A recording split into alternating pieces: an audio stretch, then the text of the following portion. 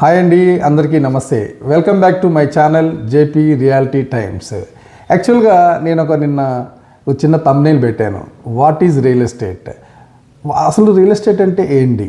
Real estate అంటే ఏం లేదండి, జస్ట్ ఒక రియల్ ప్రాపర్టీని, ఒక స్థిరాస్తిని ఏర్పరచుకోవడమే రియల్ ఎస్టేట్. అది ప్లాట్ కావచ్చు, ఒక ఇల్లు కావచ్చు, ఒక స్థలం కావచ్చు. కాకపోతే అసలు రియల్ ఎస్టేట్ హైదరాబాద్లో ఎప్పుడు స్టార్ట్ అయింది, ఎలా స్టార్ట్ అయింది? ఇప్పుడు హైదరాబాద్లో యాక్చువల్ రియల్ ఎస్టేట్ స్టార్ట్ అయింది 70s 80s నుంచే రియల్ ఎస్టేట్ ఉందండి. కాకపోతే అప్పుడు హౌసింగ్ సొసైటీస్ ద్వారా ఈ రియల్ ఎస్టేట్ జరిగేది.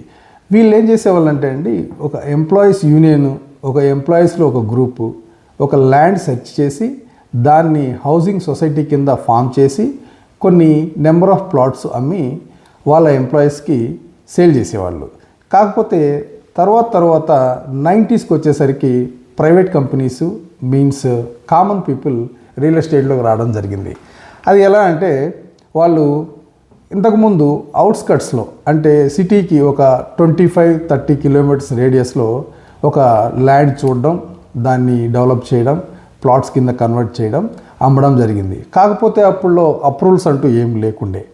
అయితే ఈ అప్రూవల్స్ లేకుండా అప్పుడు జస్ట్ పేపర్ మీదే లేఅవుట్ లాగా గీసి ఆ నెంబర్స్ వేసి అమ్మడం జరిగింది. తర్వాత 2000కి వచ్చేసరికి ఎప్పుడైతే మనకి హైటెక్ సిటీ ఇలాంటి మేజర్ ఈవెంట్స్ హైదరాబాద్లో జరిగాయో అక్కడ నుంచి కొద్దిగా ఊపందుకుందండి. కాకపోతే 2000లో కూడా మనకి అంత పెద్ద ఇంపార్టెంట్ కానివ్వండి, ప్లస్ ఇన్వెస్టర్స్ కానివ్వండి రాలేదు. హైటెక్ సిటీ కొద్దిగా ఫామ్లోకి వచ్చాక ఐటీ ఎంప్లాయీస్ కూడా పెరిగారు. అలాగే ఒకప్పుడు రియల్ ఎస్టేట్లో ఓన్లీ ఒక రిటైర్డ్ పీపుల్ అండ్ గ్రూప్స్లో ఉన్న పెద్దవాళ్ళు వీళ్ళు మాత్రమే రియల్ ఎస్టేట్ చేసేవాళ్ళు. తర్వాత రియల్ ఎస్టేట్ ఏమైందంటే it's become like A job. తర్వాత జనాలకి ఇదొక జాబ్ ఉంది అని తెలియడం జరిగింది.